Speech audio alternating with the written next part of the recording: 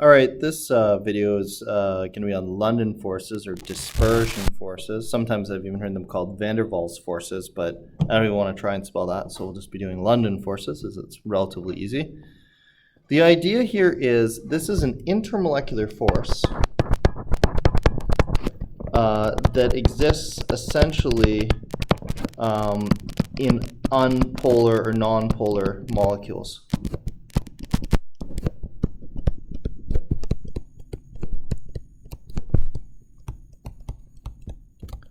So if you have something like water, and it has a dipole because the oxygen pulls on the electrons more than the hydrogen, and so it becomes partially negative and the hydrogen partially positive, then when another water molecule comes along, there's a natural electrostatic interaction that can occur between the two dipoles, and that dominates the way that two different molecules will interact with each other, be attracted to each other. But what about something like, say, chlorine? Diatomic chlorine, Cl2. The thing about chlorine is there's no dipole or nothing like that, so when another chlorine molecule comes along,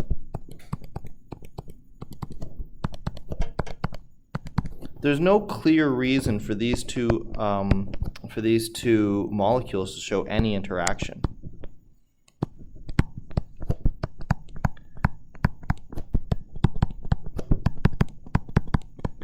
And for the most part, what we observe with chlorine would support that idea. Chlorine gas has a very, very low melting point or boiling point, so it is a gas, and that's why we call it a diatomic gas. And these two things really do have very little to do with each other and behave a lot like an ideal gas, where the molecules are flying around in the container and really not interacting all that much.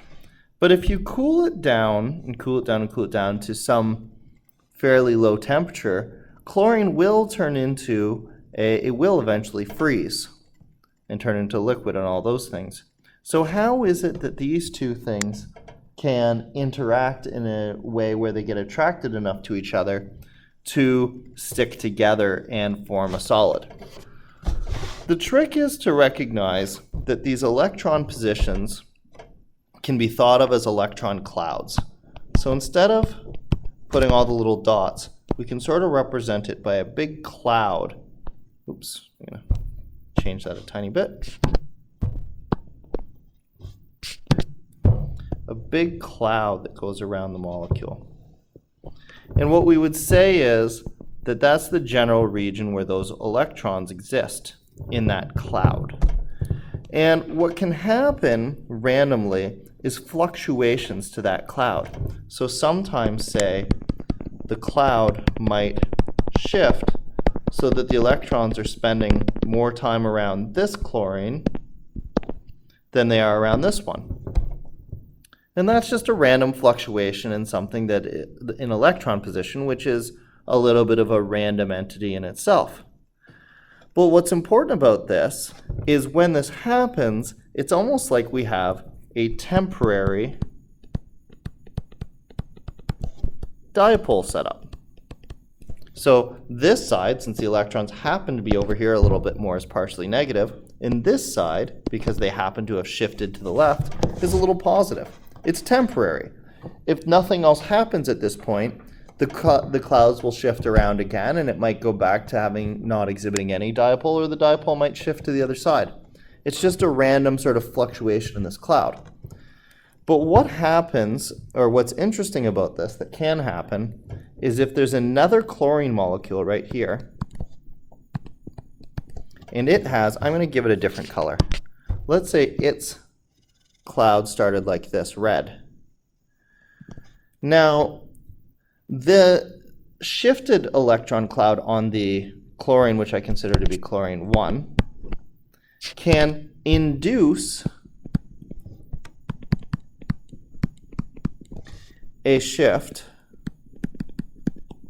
in the second chlorine electron cloud.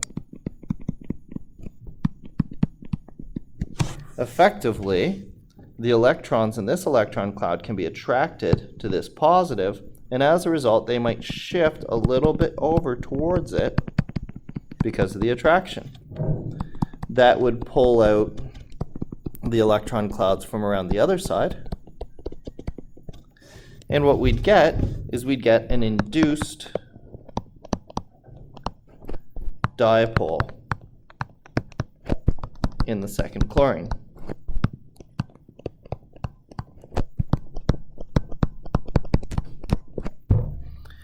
This guy would become partially negative, this guy would be partially positive, and we can imagine on and on, more chlorines getting shifted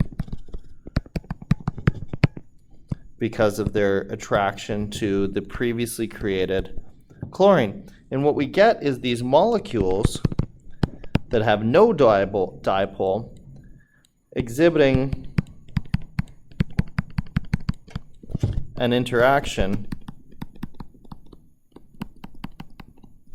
like dipole attraction. Now, a few stipulations about this. One, molecules must be moving slowly enough to induce dipoles.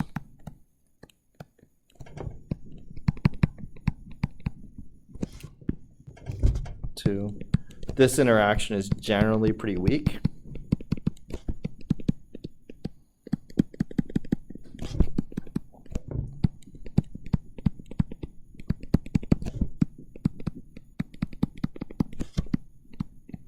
However, three, this interaction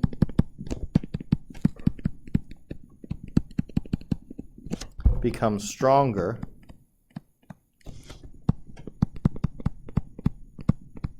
the larger the molecules.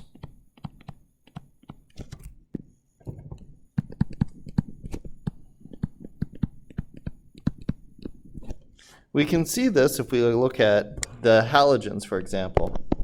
F2, a very small molecule with two small atoms, is a gas at room temperatures. Cl2, slightly larger, meaning those electron clouds are a little bit bigger, meaning they can shift around a little bit more. Still a gas, but its boiling point is not that low.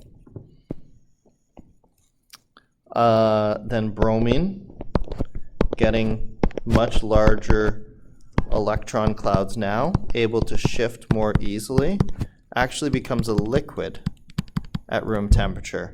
And then finally, iodine, with its very large electron clouds, which are able to shift very easily, actually has a strong enough interaction to be a solid at room temperature. So in a sense, its intermolecular forces are even stronger than those observed by water, where water is a liquid at room temperature. So the electron cloud shifts around naturally all the time. But if a second atom comes along, it might induce the same kind of shift in the second atom that we saw in the first atom.